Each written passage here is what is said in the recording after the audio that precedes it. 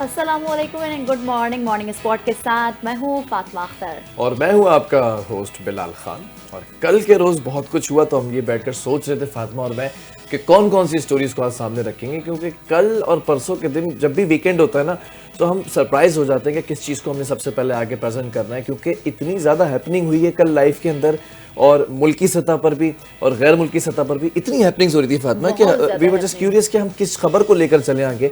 लेकिन फिर हमने ये डिसाइड किया कि हम उसी तरह जाएंगे, कोई सनसनीखेज खबर नहीं फैलाएंगे, कोई ऐसी बात नहीं करेंगे, हम उसी तरह जाएंगे जिस पेस के साथ हम सेहत की, लाइफ स्टाइल की, और फिर आपको कोई ना कोई ऐसी टिप देते हैं जो आपकी ज़िंदगी के अंदर काम आते हैं और आप मुस्कुराना शुरू कर देते हैं 10:10 पर। बिल्कुल ऐसा ही है और मुस्कुराकर ही दिन का आगाज करना चाहिए और साथ ही साथ अच्छे काम से आगाज करें अपने दिन का, ताकि आपके जो एनर्जी है वो पॉजिटिव एनर्जी हो। और पॉजिटिव एनर्जी के साथ, क्योंकि हम रोज़ ये बात कर रहे होते हैं, मुस्कुराएं, पॉजिटिव एनर्जी आप में आएगी और अच्छी बात का आगाज करते हैं। और प्रोग्राम में आपको बताते हैं, कहते हैं कि हर नया दिन हमें एक नई रोशनी, एक नया मौका देता है जीने, सीखने और बांटने का, और शुक्र अदा करने का भी। बिल्कुल, क्योंकि शुक्र गुजारी सिर्फ जबान, ये दिल का एक खूबसूरत एहसास है। आप शुक्र अदा करते हैं? या अल्लाह तेरा शुक्र है कि मेरी चाय आ गई। ये बिल्कुल चलिए, अल्हम्दुलिल्लाह। ऐसा ही होना चाहिए। कोई भी काम करें, चाहे वो हम काम ऑफिस में हो, हम स्कूल में हो, कॉलेज में हो, घर पर हो, किसी भी चीज़ के लिए शुक्र गुजारी बहुत इंपॉर्टेंट है। और साथ ही साथ इस्लाम का भी टच इसलिए हम ज़रूर देते हैं क्योंकि हम मुसलमान हैं और हम पर फर्ज है। अच्छा, let me ask you some questions. कुछ क्वेश्चंस करते हैं क्योंकि आज आपका टॉपिक इतना खूबसूरत है, ये शुक्रगुजारी। फातिमा, शुक्रगुजारी के लिए हमें किन चीजों पर नजर रखनी चाहिए? मैं ये सोचती हूँ, मेरा ये नज़रिया है कि हम अपने नीचे वालों से को देखें। ठीक है। जो कसम पुरसी की ज़िंदगी या परेशानी में, जिनके पास सेहत नहीं है या जिनके पास नेमतें नहीं है, हमें ये शुक्र अदा करना चाहिए कि हमारे पास अल्लाह ताला ने जो नेमतें दी हैं, हम अगर ऊपर वालों को देखेंगे तो हमें जेलसी फील होगा और हम ये सोचेंगे कि भाई इसके पास इतना है तो हमारे पास क्यों। अब वो जो फिर पॉजिटिविटी जो है वो नेगेटिविटी में बदल जाएगी। फिर आप जो है वो नजरें रखेंगे सो कॉल्ड, और फिर आप वो हर वक्त चिढ़ना, कुड़ना, ये सब होता रहेगा। तो इसलिए शुक्रगुजारी जरूरी और अपने नीचे वालों को देखेंगे। अच्छा, हम अक्सर कि अल्लाह ताला ने हमें अच्छा बनाया। बेशक, बहुत प्यारा आज आपने जो है ना ये टॉपिक रखा है, क्योंकि हम अक्सर उन चीज़ों पर नजर रखते हैं जो हमारे पास मौजूद नहीं होती हैं। लेकिन कभी ठहरकर आपने ये सोचने की कोशिश की है कि जो कुछ हमारे पास है वो कितनी बड़ी नेमत है? चाहे एक सेहतमंद जिस्म हो, एक पुरसुकून रात की नींद हो, एक फैमिली की मौजूदगी हो, 2 वक्त की रोटी हो, या फिर जिंदगी में छोटे छोटे सुकून, ये सब कुछ वो नेमतें हैं जिनका शुक्र अदा किए बगैर हम आगे बढ़ जाते हैं और हमेशा हम इन चीज़ों को इग्नोर कर देते हैं। जब ये चीज़ें हमसे छिनती हैं, देन वी ऑटोमेटिकली रियलाइज कि हमारे पास ये चीज़ हुआ करती थी, अब नहीं है। ऐसे ही? बिल्कुल ऐसा ही। और ख़ास बात यह है कि शुक्रगुजारी सिर्फ नेमतों के बदले नहीं होती, बाज़ औक़ात आजमाइशों पर भी शुक्र अदा करना होता है, क्योंकि वही हमें मजबूत बनाती है, शऊर देती है और हमें इंसानियत के करीब लाती है। शुक्रगुजारी एक तर्ज ज़िंदगी है जो हमें हर हाल में जीने का सलीका सिखाते। तो हर हाल में शुक्र अदा कीजिए, असल खुशी सी बात। बहुत अच्छी बात है कि भाई सिर्फ ये नेमतों से, अल्लाह ताला ने जो हमें नेमतें दी हैं उससे नहीं, हमें हमारे जो ज़िंदगी में इम्तिहानात आते हैं मुख्तलिफ एजेस में या मुख्तलिफ मौक़ों पर, वो भी ज़रूरी है कि उसको सब्र करके शुक्र अदा करें कि अल्लाह ताला आपने जो हम पर ये जो आजमाइश डाली है, जो जिस चीज़ से हम सफ़र कर रहे हैं, किसी तकलीफ़ से, बीमारी से, किसी आजमाइश से, पैसों की टेंशन है या कोई भी ऐसी चीज़ हो, उस पर हमें अल्लाह का शुक्र अदा करना चाहिए। तो और मैं एक चीज़ पर और शुक्र अदा करता हूँ, क्योंकि जो हम अभी खबरें स्टार्ट करने जा रहे हैं और जो कल और परसों कुछ होता रहा, उसमें अल्लाह ताला का बेइंतहा शुक्र है कि जिस तरह से पाकिस्तान का नाम आज भी दुनिया में अव्वल है, और पाक फौज ने जिस तरह से बरवक्त कार्रवाई की, तो शुक्र अदा करना चाहिए हम सबको। क्योंकि पाक फौज की अगर खबर की बात करें तो खबरों का आगाज कर लेते हैं। बहुत इंपॉर्टेंट खबरें।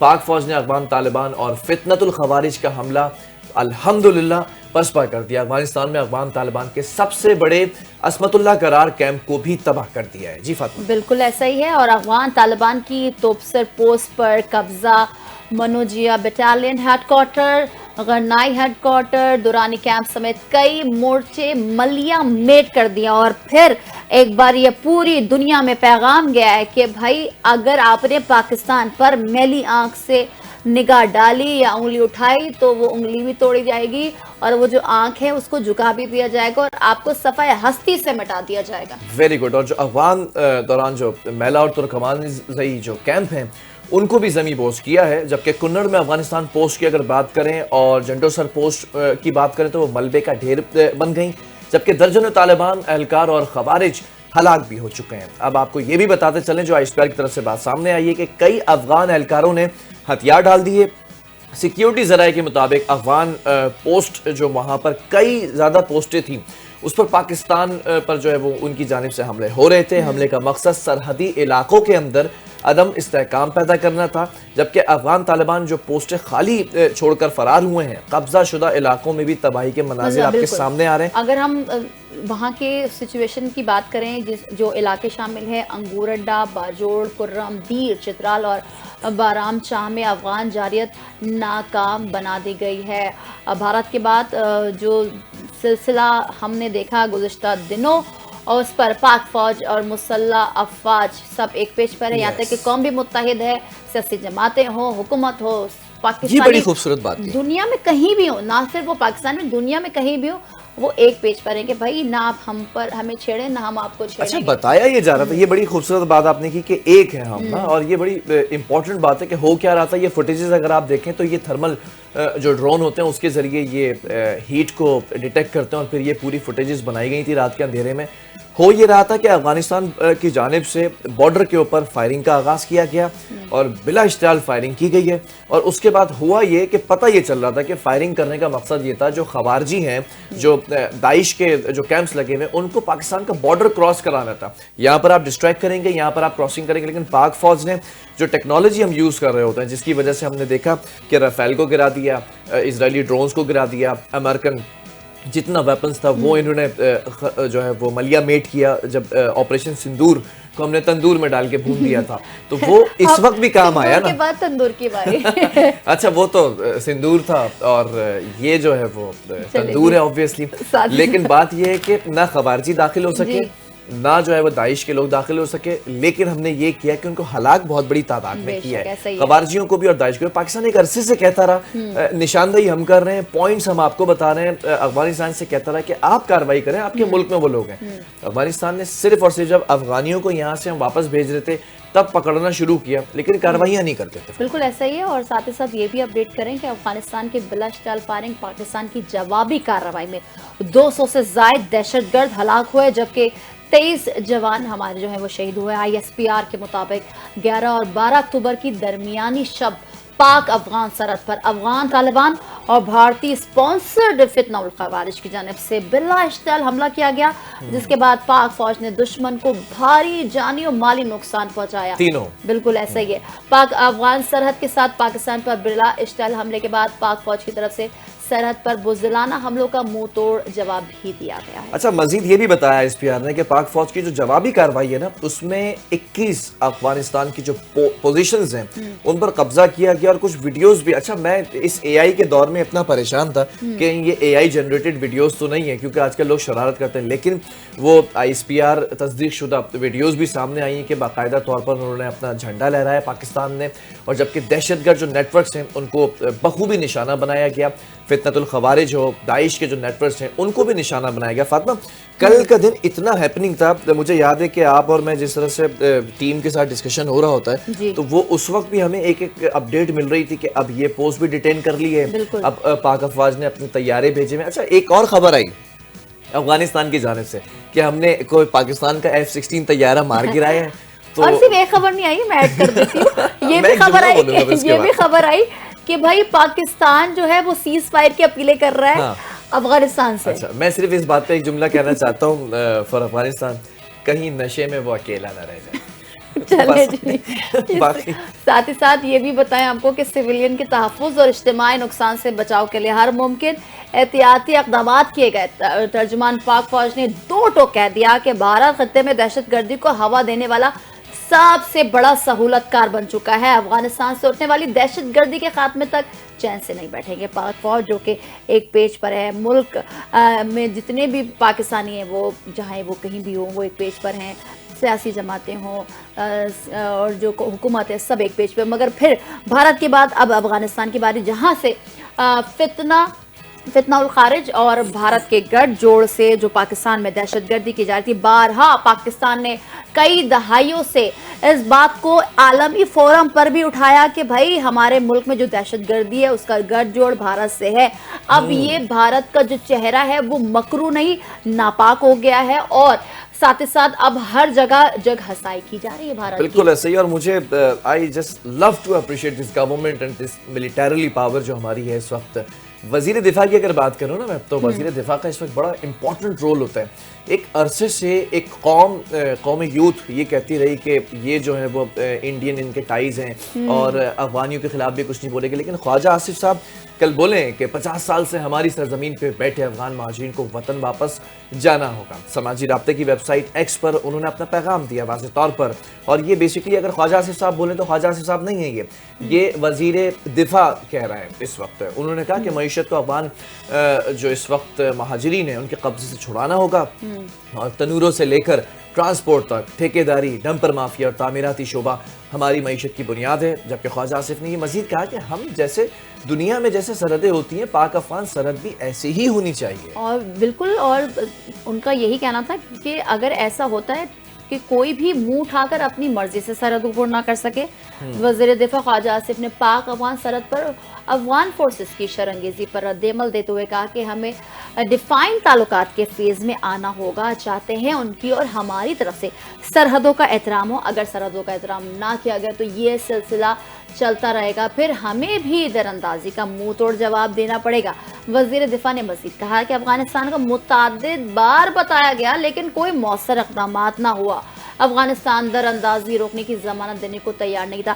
अच्छा, ये बात तो अल्हम्दुलिल्लाह हम जितने भी प्लेटफॉर्म में सोशल मीडिया के या जिस फोरम पर हम बात करें पाकिस्तान की आलमी फोरम्स पर, ये बात तो है, मगर ख्वाजा साहब की ना एक बात मुझे बहुत अच्छी लगती है। वो ये बात है कि ना वो सोशल मीडिया पर बहुत एक्टिव रहते हैं और साथ ही साथ वो स्टेटमेंट जो जवाब भी देते हैं। उनके स्टेटमेंट तो जाहिर से बात है वो है, एक पोस्ट है उनके पास, मगर वो साथ साथ वो मीम्स वाले जो वो रोनाल्डो वाली भी उन्होंने पोस्ट की थी, जो कल भी उन्होंने एक ऐसी 6-0 पोस्ट की है कि भाई मोदी साहब थे और मोदी साहब के साथ मोदी साहब ने फोन पे बात करते हुए कहा कि भाई क्या अफगानिस्तान को भी तो ये बात बहरहाल एक शख्स और है जिसके लिए मुझे बड़े अफसोस है क्योंकि उन्हें नोबेल प्राइज नहीं मिला है। तो उन साहब ने एक ट्वीट किया है और कहा है कि आइंदा के बाद मैं किसी जंग को नहीं रुक पाऊंगा। जरूरी है उनके लिए कंडोलेंस करना। We were just kidding. और अमेरिकी सदर डोनाल्ड ट्रंप के बारे में बताते हैं आपको कि उन्होंने कहा है और उन्होंने सुना है कि अब पाकिस्तान और अफगानिस्तान के दरमियान जंग चल रही है। सदर ट्रंप ने अमेरिका से इजराइल जाते हुए एयरफोर्स 1 में सहाफियों से जरा जो है वो गुफ्तगू की है और उसमें कहा कि इस मामले को वापस आकर देखना होगा। भाई देखना चाहते हैं वो, लेकिन नोबेल प्राइज नहीं मिला है तो हमारे सैड है, मुझे तो लगता है वो सैड है, मगर फिर वो कह रहे हैं कि वो जंगे खत्म करने में माहिर है। अच्छा, ये खुद क्रेडिट दे रहे हैं डोनाल्ड ट्रंप साहब अपने आप को, करें ना इजराइल और फलस्तीन की जंग का खात्मा, खत्म करें इसको। तो अगर कह रहे ना कि मैंने ही तो खत्म करवाई है, हमने जो गजा में हुआ है वो मेरी वजह से हुआ है। फिर मैंने पाकिस्तान इंडिया की जो सबसे बड़ी जंग वो करार देते हैं इस खत्ते की, एशिया के खत्ते की, वो कह रहे हैं कि भाई मैंने ही खत्म करवाया। अगर मैं धमकी नहीं देता टैरिफ बढ़ाने की तिजारती मामले पर तो ऐसा नहीं होता। आज मजीद वो क्या कहते हैं कि वो जंगें खत्म करने में माहिर हैं और इस बार भी एक और कोशिश करेंगे। अच्छा। पाकिस्तान और भारत की जंग भी टैरिफ की मदद से रोकी थी। ट्रंप साहब ने मजीद कहा कि ये उनके लिए एजाज की बात है कि उन्होंने लाखों जानें बचाई हैं। ट्रंप ने अपनी गुफ्तगू में नोबेल इनाम का जिक्र करते हुए कहा कि उनका मकसद इनाम हासिल करना नहीं बल्कि लोगों की जिंदगियां बचाना। अच्छा जी, स्टेटमेंट चेंज हो गई है भाई, जब नोबेल प्राइज का नाम हुआ तो वो उनकी स्टेटमेंट ही चेंज हो गई। हमें पता चला था बहुत अफसरदा थे और कमरे के किनारे पर बैठकर जो है वो सुनाई दी आवाज कि अब मैं किसी जंग को नहीं रुक पाऊंगा। That was just in terms of jokes. लेकिन अगर आगे बढ़े और जरा मॉर्निंग स्पॉट की ट्रेन को लेकर जाते हैं केपीके, क्योंकि केपीके के अंदर बड़ी हलचल मच रही है। वजीर आला अली अमीन गंडापुर का इस्तीफा मंजूर ना हो सका। गवर्नर खैबर पख्तूनख्वा फैसल करीम कुंडी ने अली अमीन गंडापुर का इस्तीफा एतराज लगाकर वापस कर दिया है। बिल्कुल ऐसा ही है। गवर्नर खैबर पख्तूनख्वा की जानिब से लिखे गए खत में कहा गया कि वजीर आला अली अमीन गंडापुर के नाम से 2 मुतज़ाद इस्तीफे मौसूल हुए हैं। खत में दोनों इस्तीफों पर दस्तखत को मुख्तलिफ और गैर मुशाबे करार दिया गया। फैसल करीम कुंडी ने इस्तीफों की तस्दीक के लिए वज़ीर आला अमीन गंडापुर को और 15 अक्टूबर को दिन 3 बजे गवर्नर हाउस आने की हिदायत भी कर दी है। याद रहे कि खैबर पख्तूनख्वा असेंबली में आज नए कायदेवान का इंतखाब होने जा रहा है, जिसके लिए 4 उम्मीदवारों के कागजात नामजदगी मौजूद। अच्छा फिलहाल ये पासा ही पलट गया, ठीक है, क्योंकि आपको आज क्या नजर आ रहा है? देखिए ना, कागजात नामजदगी जमा कराई गई, 4 उम्मीदवार थे, जिसमें ठीक है। पीपल्स पार्टी पंजाब पीटीआई और नून लीग की जानिब से, और एक और उम्मीदवार थे जो उनकी जानिब से कागजात नामजद। मगर अब ये गवर्नर खुद कह रहे हैं, फैसल करीम कुंडी साहब, कि भाई दो सिग्नेचर का इशू है कुछ, मगर साथ ही साथ हम ये भी बताएं कि भाई पीटीआई की जानिब से जो ये कहा जा रहा है कि भाई ऐसा कुछ नहीं है, और जो एतराज है वो कोई अलग ही गठजोड़ नजर आ रहा है। ये जो एतराज किए ना, उस पर जवाब भी तो बनता है। तो अली अमीन गंडापुर का जवाब भी सामने आया, जो फैसल करीम कुंडी साहब ने एतराज किया है। तो गंडापुर साहब का जो रद्दमल आया है वो आपके सामने रख देते हैं कि अली अमीन ने सोशल मीडिया पर जारी पैगाम में ये लिख दिया है कि उन्होंने अपने दोनों इस्तीफे 8 और 11 अक्टूबर को अपने मुस्तनद दस्तखत के साथ जमा कराए थे। वो ये कह रहे हैं कि दस्तखत के अंदर कुछ चेंजेस हैं। ये कह रहे हैं कि मुस्तनद जो बैंक के अंदर जो ऑफिशियल उनके सिग्नेचर्स होते हैं वही सिग्नेचर है। 8 अक्टूबर का इस्तीफा जिसे पहले मुस्तरद कर दिया गया था, अब उसे तस्लीम कर लिया गया है। गंडापुर साहब ने सोशल मीडिया पर गवर्नर की पोस्ट पर जवाब देते हुए दोनों इस्तीफों की कॉपी तक शेयर कर दी है। हाँ, याद रहे कि गवर्नर खैबर पख्तूनख्वा फैसल करीम कुंडी ने अली अमीन के दस्तखत पर एतराज लगाकर उनका इस्तीफा वापस कर दिया। अच्छा, क्या लगता है कि अब ये मामला तूल होगा या वाकई में एक्सेप्ट कर लिया जाएगा? वापस आ जाएंगे और जो आज ये भी साथ साथ आपको अपडेट करें कि आज जो है उम्मीदवारों का इंतखाब होना था, और आज ऐवान की असेंबली भी है। आगे बढ़ते हैं, अब हम बात करते हैं सिंध हुकूमत की। हुकूमत सिंध ने सूबे में 1 माह के लिए दफ़ा 144 नाफिज कर दी। किसी किस्म के एहतजाज, मुजाहरों, धरनों, रैलियों और 5 से ज़ायद अफराद के इज्तिमा की इजाज़त नहीं होगी। महकमा दाखिला सिंध की जानिब से जारी करदा नोटिफिकेशन के मुताबिक सूबे भर में अमन अमान बरकरार रखने और अवामी मफाद आमने आमा के तहफ़्फ़ुज़ को यकीनी बनाने के पेश नज़र 1 माह के लिए दफ़ा 144 नाफिज कर दी गई है। बिल्कुल ऐसा ही है। और जो इस वक्त फौजदारी ज़ाब्ते की दफ़ा है, ये दफ़ा 144 है, सेक्शन 144 है। एक कानूनी शिक है जो ज़िला इंतज़ामिया को इख्तियार देती है, मतलब ऑथोराइज़ करती है कि वो किसी भी मखसूस इलाके के अंदर महदूद मुद्दत के लिए 4 या उससे ज़्यादा जो अफराद होंगे, अगर वो जमा होंगे तो उन पर पाबंदी आयद कर सकते हैं। और नोटिफिकेशन भी आ चुका है, जिसकी एक कॉपी जो है वो हमारे जो चैनल है उसके पास भी ये मौजूद है। और उसमें कहा गया है कि सिंध में जो सेक्शन 144 1 माह के लिए नाफिज की जाती है, ताकि हर किस्म के एहतजाज, मुजाहरों, धरनों, जैसे कि फातिमा ने बताया, रिलीज के ऊपर भी पाबंदी होगी। अच्छा, एक चीज़ और होगी जो कि इस वक्त इसमें जिक्र नहीं है, जिनके पास लाइसेंस वेपन है वो भी कैरी नहीं कर सकेंगे। अगर उनके पास स्पेशल कोई नोटिफिकेशन मौजूद है तो वो कैरी कर सकते हैं, वरना 144 का एक पर्चा आपके पास होता है, जिसकी वजह से आप नॉर्मल डेज के अंदर ये लाइसेंस वेपन कैरी करते हैं, लेकिन अब वो भी नहीं कर सके हैं कैरी। बिल्कुल। और हुकूमत सिंध इस बात से मुतमईन भी है कि सूबे में अमन अमान की सूरत हाल बरकरार रखने और शरपसंद अनासर को अवामी सलामती के खिलाफ इज्तिमा करने से रोकने के लिए फौरी इक़दाम ज़रूरी हैं।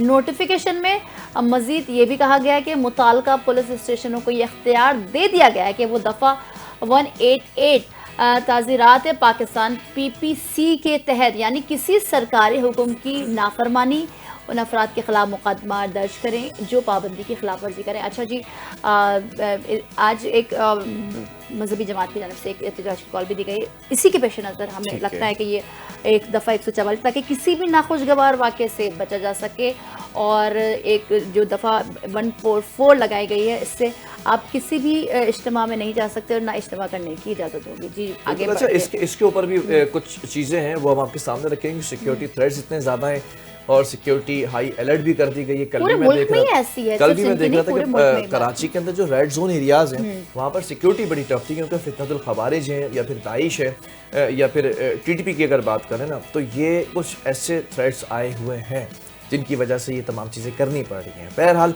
ज़रा आगे बढ़ते हैं और इस दुनिया के सबसे ढीठ इंसान की बात करते हैं, जो ढिटाई की तह के अंदर और कीचड़ की जो तह होती है ना उसके अंदर भी जाके धंस चुका है।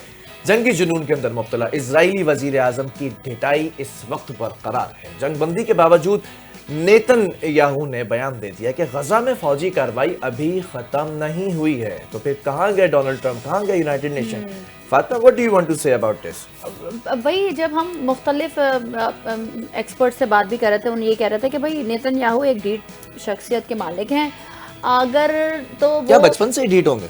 यकीनन ऐसा ही है, क्योंकि आपकी खसलत जो है वो बड़े होकर भी वही होती है जो आप बचपन वेरी में गुड, आप वेरी गुड, होते हैं। बहुत प्यारे, बहुत ही मगर प्यारे। साथ ही साथ ये ढिठाई जो है फिर वो सबको दिखती नहीं है। फिर साथ ही साथ अब भी इतने दिन भी नहीं हुए, लाइक हम बात करें तो गुज़िश्ता दिनों की बात है कि भाई अमन मुआहिदा हुआ और उसके बाद ये कहा गया कि सीज़ फायर हो चुका है, अब कोई भी जंग नहीं होगी, ना कोई हमला होगा। अब इस्राएली ये वज़ीर क्रेडिट आपको जाता है, आप इस कौम को बता चुकी थी कि ये मुआहिदा तो होने जा रहा है, लेकिन नेतन्याहू इस कदर ढीठ है कि वो इस पर इस पूरे मुआहिदे की पासदारी भी नहीं करेंगे और 3 दिन गुजरे, उससे चैन से नहीं बैठा। बिल्कुल। और उन्होंने अपने कौम से खिताब करते हुए कहा कि इसराइल को अब भी बड़े सिक्योरिटी चैलेंजेस का सामना है। उन्होंने दावा किया कि हमारे कुछ दुश्मन दोबारा मुनज़्ज़म होकर हम पर हमला करने की कोशिश कर रहे हैं, लेकिन हम इस पर मुकम्मल तौर पर काबू पाने के लिए तैयार हैं, क्योंकि इस्राएली फ़ौज ने जहां भी लड़ाई की उसमें कामयाबी हासिल की। अच्छा, ये बड़े बड़े स्टेटमेंट तो आप दे रहे हैं, मगर आप जो एक ज़बान आपने जो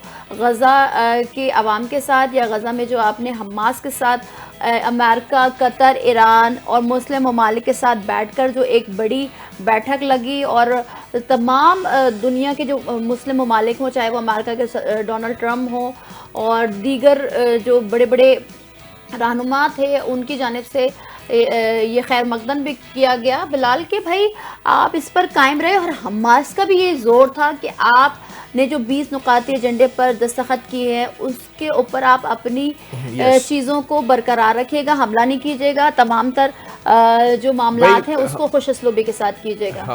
हमने ये डिस्कशन किया था कि इस वक्त इजराइल का मकसद सिर्फ यही नज़र आ रहा है कि वो अपने जो उनके जो लोग हमास के पास हैं वो वापस ले। तो इसी तरह इजराइल हमास जंगबंदी जो बरकरार है, गजा शहर से मलबा हटाने का अमल भी एक तरफ शुरू कर दिया गया है। इमदादी सामान से लदे दर्जनों ट्रक भी गजा में दाखिल हो गए हैं। अल जजीरा ने इस बात की तस्दीक की है कि दसियों हज़ार जबरी तौर पर बेघर जो फ़लस्तीनी हैं वो शिमाली गजा के अंदर तबाहशुदा शहरों और कस्बों की तरफ वापस जा रहे हैं।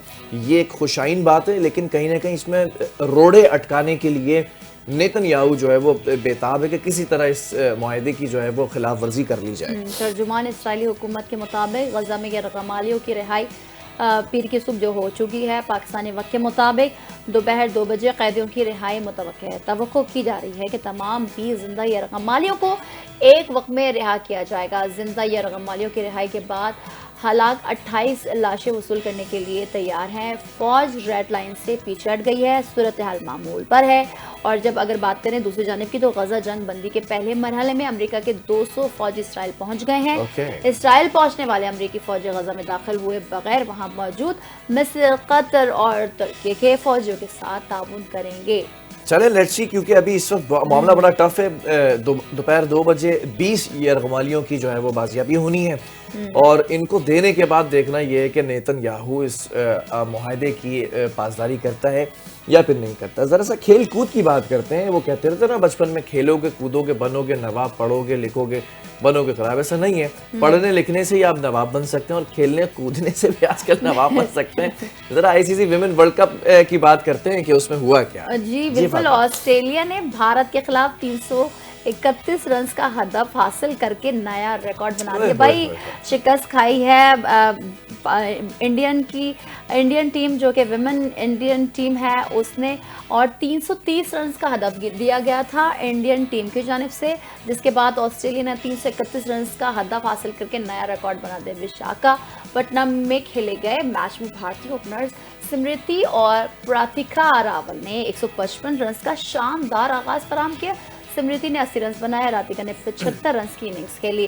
फिर हर्लिन देवल ने जो रन्स बनाए और जो दीगर खिलाड़ियों ने रन्स बनाए, कुछ किसी ने 38 रन बनाए, किसी ने 33 और फिर उसके बाद 32 और फिर जो भारतीय टीम है वो 49वें ओवर के अंदर 330 रन बनाकर आउट हो चुकी है। जबकि ऑस्ट्रेलिया की जानिब से जो इनके सबसे प्यारी बॉलर थी उन्होंने 5 विकेट्स हासिल की, जबकि 331 रन के ताक़ुब में जो ऑस्ट्रेलियावी ओपनर हैं उन्होंने कप्तान एलिसा हेली के साथ 85 रन की बुनियाद रखी। जबकि एक जो इनकी प्लेयर हैं उन्होंने 40 रन बनाकर वो आउट हुई हैं।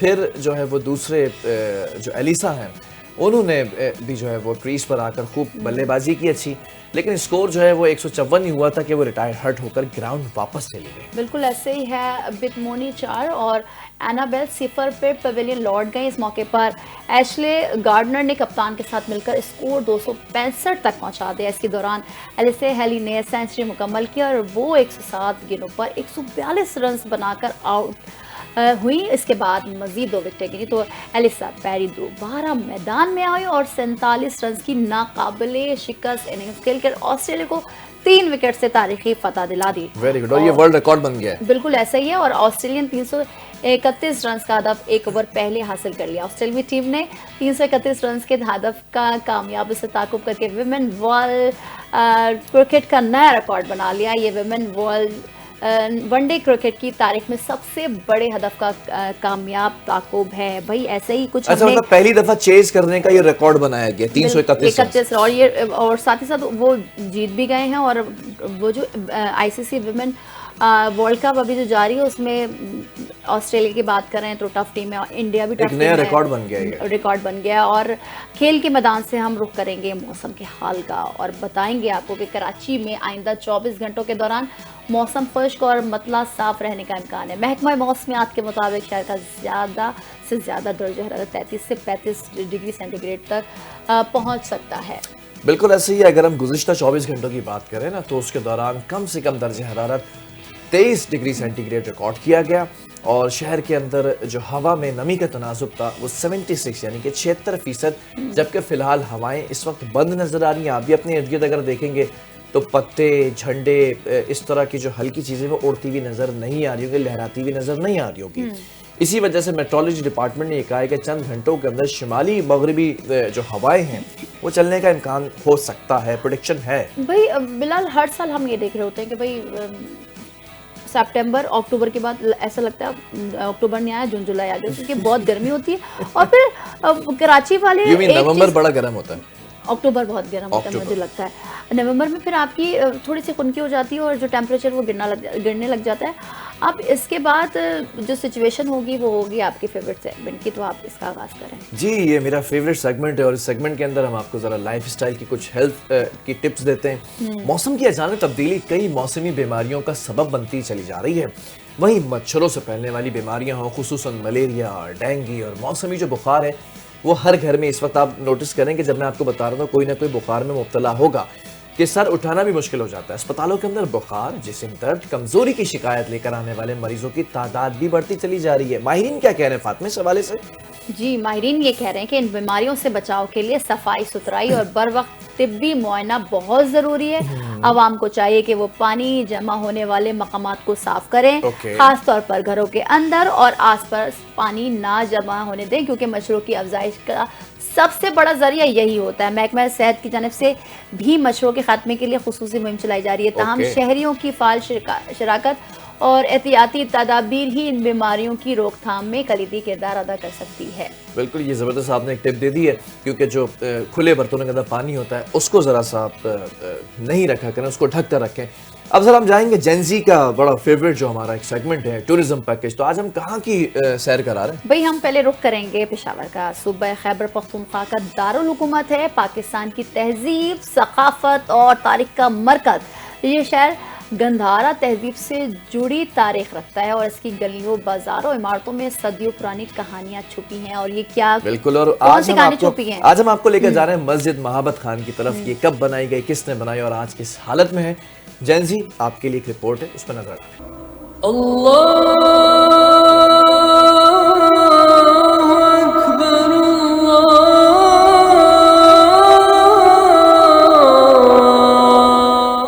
शहर के वस्त में वाक़ई अजीमुशान मस्जिद शाहजहां के गवर्नर महाबत खान के हुक्म पर 1660 में तामीर की गई। लाहौर की शाही मस्जिद की तर्ज पर बनने वाली ये मस्जिद फन तामीर का एक बेमिसाल शाहकार है जो आज भी माजी के जाहो जलाल की गवाही देती है। ये मस्जिद तकरीबन 23,000 मुरब्बा फीट पर मुहित है, जिसका सहन 35 मीटर लंबा और 30 मीटर चौड़ा है। दरमियान में एक बड़ा हौज और वजू खाना मौजूद है जो रूहानियत और पाकीज़गी की फजा कायम करता है। मस्जिद में दाखिले के लिए 2 बड़े दरवाजे हैं। एक दरवाजा अंदरूनी शहर की तरफ खुलता है, जबकि दूसरा मशहूर असामाई रोड की सम मस्जिद के दोनों अतराफ में मौजूद 34 मीटर बुलंद मीनार और इनके दरमियान बनाए गए 6 छोटे मीनार इसकी खूबसूरती को 4 चांद लगा देते हैं। तकरीबन 400 साल का वक्त गुजर चुका और इस दौरान ये मस्जिद मुख्तलिफ हमला आवरों, आफात और वक्त के असरात का शिकार रही, मगर इसकी अजमत और शान आज भी कायम है और ये इबादत के साथ साथ सयाहत का भी मरकज बनी हुई है। सन 1882 में हुकूमत पाकिस्तान ने मस्जिद महाबत खान को कौमी विरसा करार दे दिया और इसकी निगरानी महकमा औकाफ के हवाले की गई। तब से अब तक इसकी तज़ीन और आराइश का काम जारी है ताकि आने वाली नस्लें इस कीमती विरसे से जुड़ी रहें।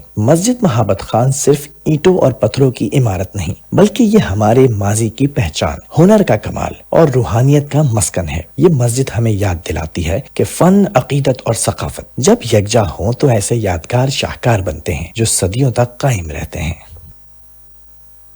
अब जब आप पेशावर जाएं तो मस्जिद महाबत खान ज़रूर जाएं, और जब मैं जाऊंगी तो ये जो दिलकश मनाजिर हमने मस्जिद के देखे हैं तो वहाँ जाकर और ख़ुद विटनेस करूँगी। अच्छा, मैं अगर जाऊंगा तो मस्जिद महाबत खान तो देखेंगे, लेकिन वहाँ के जो खाने होते हैं ना पेशावर के, चपली कबाब और सुबह सुबह वो क्या भी बात जरूर कर दी खाऊंगा। आपने खाने लेकिन की। एक बात है फातिमा, आखिरी दफा आपने गोल्ड यानी कि सोना कब खरीदा था?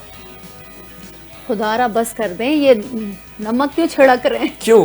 सैलरी में से बचा के मुझे आपकी आदत याद है कि आप खरीदा करती थी छोटी मोटी चीजें। ऐसा कुछ नहीं है, आप जितना भी बचा लें हम उस रेट तक नहीं पहुंचेंगे जहां पर सोने के रेट यहाँ पहुंच गए। अब सैलरी डबल होनी चाहिए, ट्रिपल भी हो जाएगी तो नहीं मुझे लगता कि हम तो इसी खरीद सोने पाएंगे। की कीमतों पर बात करेंगे एक छोटे से ब्रेक के बाद कि सोना इस वक्त किस कीमत पर है और कितना आगे जा सकता है।